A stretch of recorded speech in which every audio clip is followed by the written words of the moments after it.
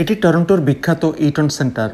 ছবির এই বিশেষ অংশটি মলের ভেতরের বিশাল গ্লাস সিলিং এবং সেখানে ঝুলে থাকা পাখির ভাস্কর্যগুলোর জন্য পরিচিত। এই ভাস্কর্যটির নাম ফ্লাইট স্টপ, যা শিল্পী মাইকেল স্নো তৈরি করেছেন। এখানে 60টি ক্যানাডিয়ান রাজহাঁসের প্রতিকৃতি ফুটিয়ে তোলা হয়েছে, যা দেখতে মনে হয় যেন সেগুলো মলের ভেতর দিয়ে উড়ে যাচ্ছে।